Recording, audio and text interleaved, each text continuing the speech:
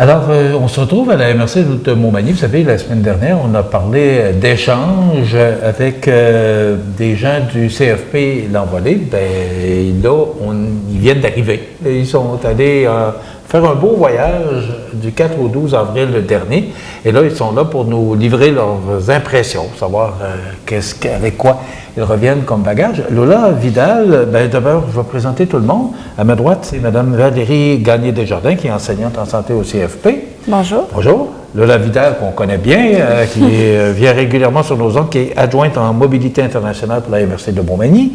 Mme Audrey Saint-Onge, étudiante en cuisine. Bonjour. Et Isabelle Bergeron-Labrie, étudiante, infirmière auxiliaire, toujours CFP L'Envolée. Lola, je commence avec vous, parce que du 4 au 12, on l'avait mentionné, on s'était rencontrés ici, puis on avait parlé de cet échange. On retient quoi de ça? Ben, je pense que ça a été très positif pour tout le monde. Oui. Mais vous, comme organisatrice, ou c'est vous qui chapeautez tous ces voyages-là, ces échanges-là, vous retenez quoi de celui-là? Ben, moi, je retiens que ça a été une belle rencontre avec nos partenaires de France, que humainement parlant, ça a été très riche, puis ça a été très positif. Donc on est vraiment tous très contents de ça. Puis ça a été une belle découverte, je pense aussi pour tout le monde, de découvrir le sud de la France. Ils ont été quand même très ouverts, très arrangeants pour nous. Ils nous ont fait découvrir vraiment de beaux coins là-bas. Donc, puis on a eu l'occasion de manger dans des super restos aussi. Donc ça a été vraiment très complet, je trouve. Alors, on va parler avec Mme Valérie Gagné-Desjardins, qui est enseignante en santé. Oui. Bon, pour une enseignante, parce que vous avez un programme ici oui. à soumettre aux étudiants, c'est quoi la différence qu'il y a avec eux là-bas et nous ici? Est-ce que l'enseignement est différent? C'est vraiment très différent parce que ici, nous, on a la profession qui est infirmière auxiliaire, qui, eux, là-bas, ne se donnent pas. C'est davantage une infirmière de niveau plus technicienne qui s'offre. Donc, si une infirmière auxiliaire d'ici décide d'aller travailler là-bas, bien, elle doit refaire des études pour être infirmière ou travailler plus auprès de la personne, ce qui pourrait être l'équivalent pour nous là, de préposé aux bénéficiaires là, à domicile chez les gens. Est-ce qu'on pourrait ajouter une formation à l'infirmière auxiliaire, ce que je comprends pour... où il y a différents stades là, à ce niveau-là? Il faudrait ici que l'infirmière auxiliaire qui souhaite aller travailler en France fasse la technique en soins infirmiers pour être une technicienne infirmière, pour pouvoir là-bas avoir des équivalences. Est-ce qu'ils sont plus avancés que nous autres? Pas nécessairement plus avancés, mais leur mode de fonctionnement, leur mode de division des tâches est différent vraiment beaucoup de ce que nous, on a ici, là. Qu'est-ce que vous retenez principalement? Parce que vous avez sûrement comparé ce qu'on donne ici par rapport à la formation qu'ils donnent là-bas. Qu'est-ce que vous retenez principalement de la différence entre les deux pays? Les infirmières ont beaucoup d'autonomie similaire à nous ici. Au niveau des différences, c'est vraiment plus dans la branche qui est préposée aux bénéficiaires. Pour nous, ce qui est l'équivalent d'eux là-bas, aide à domicile, si on veut. Ils font beaucoup plus de côté, on va faire l'épicerie avec les gens, on les aide dans les tâches du quotidien, mais ils ne font pas de soins d'hygiène. Comparativement à nous ici, on fait beaucoup de soins d'hygiène. On est vraiment très près de la personne. Qui, eux, là-bas, sont plus axés sur les tâches à faire à la personne qui habite chez elle et qui a besoin d'aide. La plus grande différence qui m'a vraiment marquée, c'est que les gens demeurent à domicile malgré de grandes difficultés, beaucoup plus longtemps que nous ici. Nous, dès qu'ils perdent de l'autonomie, oui, on arrange des gens autour d'eux pour les aider, mais quand ça devient très complexe, on les relocalise, tandis qu'eux, par là-bas, on est allé chez des gens qui, 95 ans, demeurent encore chez eux, mais qui sont non autonomes. Là. OK. Il y a plus de soins à domicile. Oui, vraiment. C'est plus axé sur le soin à domicile qu'ici. Oui, si la personne a le désir de demeurer chez elle jusqu'à la toute fin, on va tout mettre en œuvre pour qu'elle demeure chez elle. C'est un des principaux points que vous retenez? Oui, vraiment, c'est impressionnant. Est-ce que c'est un point qu'on pourrait améliorer ici? Bien, parce qu'on en parle beaucoup de plus en plus d'accès sur les soins à domicile. Là. Oui, on a déjà beaucoup de soins à domicile, mais la lourdeur de la tâche déjà des gens actuellement est quand même assez élevée. Donc, ça prendrait plus de ressources et bien, comme partout ailleurs, les ressources sont manquantes. Ça serait plus difficile. Ah oui? Oui. Je me tourne vers deux étudiantes, une en cuisine et Isabelle qui est infirmière auxiliaire. Comme étudiante, là je l'ai demandé à l'enseignante, mais comme étudiante, qu'est-ce que vous retenez principalement en cuisine, Audrey? Je retiens que la cuisine, c'est très polyvalent. C'est fait pour des gens qui sont prêts à y mettre du cœur, puis de la passion. Puis ça peut être utile dans beaucoup.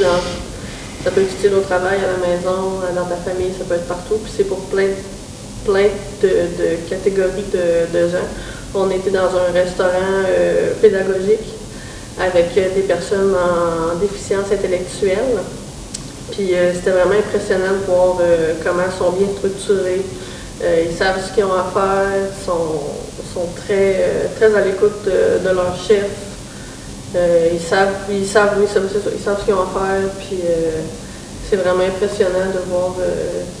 Je trouve que ça serait gratifiant pour tout le monde qu'on en ait plus de restaurants comme ça au Québec parce que c'est vraiment beau à voir. Puis au CFP, on en a des plongeurs qui ont une déficience intellectuelle, puis ils nous sont d'une utilité incroyable, puis on les aime d'amour, puis je pense que pour eux aussi, c'est gratifiant pour eux aussi. Est-ce qu'il y a une grosse différence entre la cuisine de là-bas et notre cuisine de nous? Pas tant, c'est plus les mots qui sont différents. Exemple? Nous, on utilise. Ils n'ont pas de pâté chinois là-bas. Non, pâté chinois, ça n'existe pas. Nous, c'est hachis parmentier. Oui, c'est ça, hachis parmentier. Nous, on utilise du céleri. Eux, c'est du céleri rave. Mais eux disent céleri. Fait que là, quand nous, on dit céleri, eux, ils pensent céleri rave. C'est plus des termes. C'est souvent la même chose, mais pas les mêmes mots. Mais sinon, c'est sensiblement la même chose. Isabelle, au niveau d'infirmière auxiliaire, qu'est-ce que vous avez appris là-bas? Oui, bien, les infirmières... Parce que là, on a vu avec Valérie, là, au niveau de la façon de faire, mais pour vous retenez quoi comme étudiant? Pour faire du pouce un peu à ce que Valérie a dit, nous, on était dans différents milieux. Donc, certaines d'entre nous étaient dans des services de garde, parce que là-bas, il y a des infirmières dans les services de garde. Donc, ça, c'était différent. Ensuite, moi, j'ai eu la chance d'aller à domicile avec une infirmière. Donc, de visiter les maisons, voir comment les gens vivent, ça, j'ai trouvé ça super enrichissant. Parce que c'est un peu différent de comment nous on vit. Donc, c'est ça, le champ de compétences est diversifié. Puis, j'ai eu aussi la chance d'échanger avec les responsables du service de garde à propos des sages-femmes, comment est-ce que ça fonctionne là-bas. Donc, les sages-femmes ont beaucoup plus pas de compétences, mais ils peuvent exercer plusieurs choses que nous ici, les sages-femmes. On ne voit pas les sages-femmes ici partout. Là-bas, elles sont beaucoup plus présentes. Elles sont présentes dans les écoles, sont présentes auprès des femmes, même si c'est avant la grossesse. Fait que j'ai pu échanger, voir comment ça fonctionnait, d'apprendre que les enfants commencent la garderie à 2 mois et demi parce que les congés parentaux sont pas... ils n'ont pas d'argent comme nous, je veux dire, ils ne sont pas rémunérés comme nous, on l'est lors des congés parentaux. Fait qu'à 2 mois et demi, les petits sont dans les garderies. Fait que, tu sais, de voir comment eux vivent la maternité, comment ils ont accès aux soins. Fait que ça, j'ai aimé pouvoir échanger là, avec nos amis les Français. Est-ce que tu trouves qu'ils sont mieux organisés que nous autres? Côté maternité, je trouve pas. Je trouve que à 2 mois et demi, un enfant a besoin de sa maman, a besoin d'être allaité, a besoin d'être proche de son parent. Fait que je trouve qu'on a une chance énorme ici de pouvoir avoir un congé maternité allant jusqu'à 12 mois en étant rémunéré de cette façon-là. Fait que non, je pense qu'on est peut-être plus avancé côté maternité, allaitement. Oui, je pense qu'on a peut-être un petit peu d'avance. Ouais. Ça fait du bien d'aller voir ailleurs, hein, voir comment ça se passe. Lola, justement, là, on va recevoir du monde dans la semaine du 22 avril. Rapidement, on les reçoit. Qui on reçoit et pourquoi? Alors, on va recevoir le groupe Cuisine au CFP de l'Envolée. Donc, ça va être toute la semaine prochaine. Ils arrivent lundi, puis ils repartent dimanche. Puis, il va y avoir un banquet qui est organisé au CFP. Donc, ils vont pouvoir travailler directement au CFP, puis préparer tout ce banquet-là. Il y a comme des clins d'œil à la cuisine française. Donc, ça va être intéressant pour eux.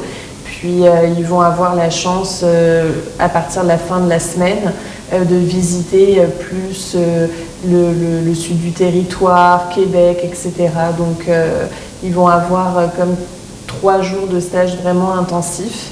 Puis ils vont avoir l'autre moitié pour découvrir vraiment le territoire. Et ensuite, ça va être au groupe santé et ensuite au groupe agriculture.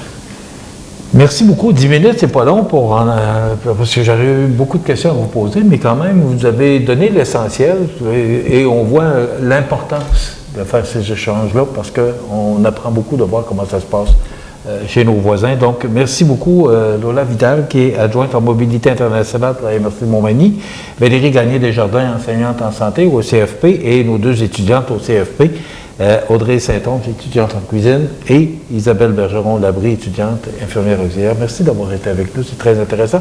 On va s'en reparler, Lola, la semaine prochaine, justement par rapport à ces gens qui viennent nous visiter. Exact. Merci. Là, ça complète.